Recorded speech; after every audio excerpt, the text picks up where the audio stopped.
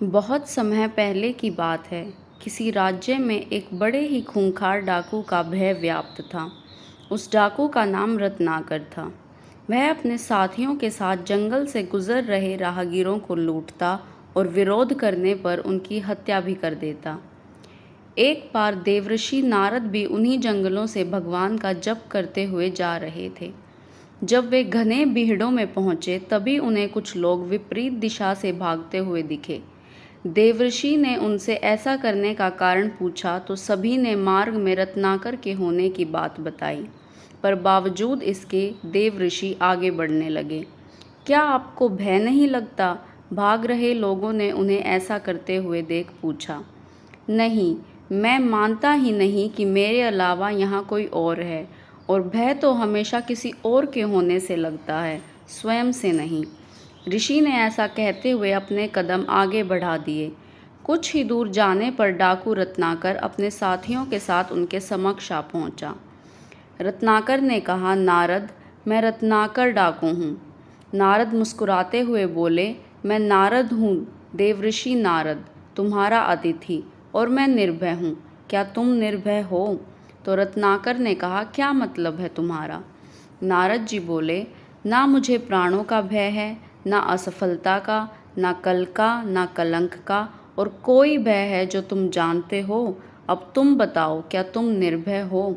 रत्नाकर ने कहा, हाँ, मैं निर्भय हूँ। ना मुझे प्राणों का भय है, ना असफलता का, ना कल का और ना कलंक का। नारद जी बोले, तो तुम यहाँ इन घने जंगलों में छिपे क्यों रहते हो? क्या राजा से डरते हो? रत्नाकर बोला, नहीं। नारद जी बोले, क्या प्रजा से डरते हो? रत्नाकर ने फिर कहा, नहीं। तो नारद जी बोले, क्या पाप से डरते हो? रत्नाकर ने फिर से ना किया। नारद जी बोले, तो यहाँ छिप के क्यों रहते हो?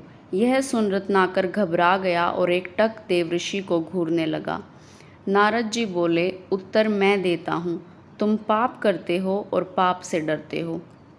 रत्नाकर हंसते हुए बोला, नारद, तुम अपनी इन बातों से मुझे भ्रमित नहीं कर सकते। ना मैं पाप से डरता हूँ, न पुण्य से, न देवताओं से, न दानवों से, न राजा से, न राज्य से, न दंड से, न विधान से।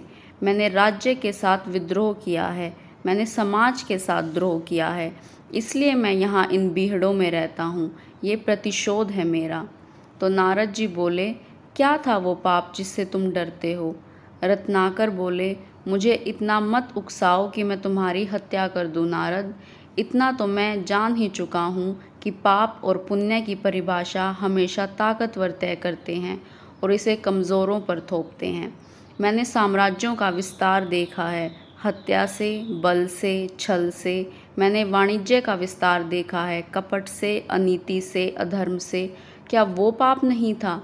मैं सैनिक था, दुष्ट और निर्दयी सौदागरों की भी रक्षा की। क्या वो पाप नहीं था? युद्ध में हारे हुए लोगों की स्त्रियों के साथ पशुता का व्यवहार करने वाले सैनिकों की हत्या की मैंने। मैं पापी हो गया, राजा, सेना और सेनापति का अपराधी हो गया।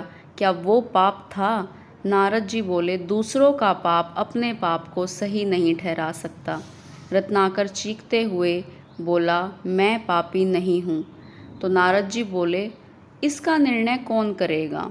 वो जो इस यात्रा में तुम्हारे साथ है या नहीं है? क्या तुम्हारी पत्नी, तुम्हारा पुत्र इस पाप में तुम्हारे साथ हैं? तो रत्नाकर बोला, हाँ, वो क्यों साथ नहीं होंगे? मैं जो ये सब करता हूँ उनके सुख के लिए ही तो करता हूँ। तो जो तुम्हारे साथ हैं उन्हीं को निर्णायक बनाते हैं। ऐसा कहकर नारद जी बोले कि जाओ, अपनी पत्नी से, पुत्र से और पिता से, अपने निकट संबंधियों से पूछ कर आओ, जो तुम करते हो क्या वो पाप नहीं है, और क्या वो सब इस पाप में तुम्हारे भागीदार हैं? रत्नाकर बोला, ठीक है, मैं अभी जाकर लौटता हूँ।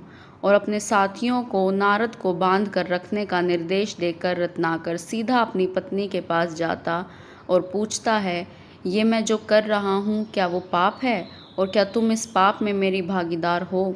पत्नी कहती है, नहीं स्वामी, मैंने आपके सुख में और दुख में साथ देने की कसम खाई है, आपके पाप में भागीदार बनने की नहीं। यह सुन रत्नाकर स्तब्ध रह गया। फिर वह अपने अंधे पिता के समक्ष यही प्रश्न दोहराता है, पिताजी, ये जो मैं कर रहा हूँ क्या वो पाप है, और क्या इस पाप में आप मेरे भागीदार हैं?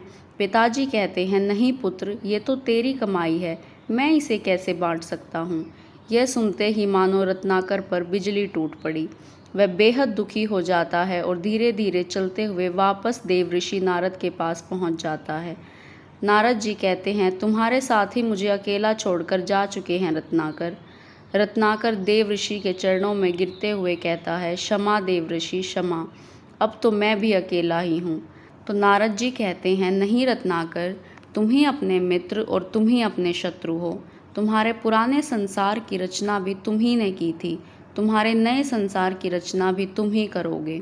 इसलिए उठो और अपने पुरुषार्थ से अपना भविष्य लिखो। राम राम, तुम्हारा पथ सुबह हो। इस घटना के पश्चात डाकू रत्नाकर का जीवन पूरी तरह बदल गया और उसने पाप के मार्ग को त्याग कर पुण्य के मार्ग को अपनाया और आगे चलकर यही डाकू राम कथा का रचयिता महर्षि वाल्मीकि बना।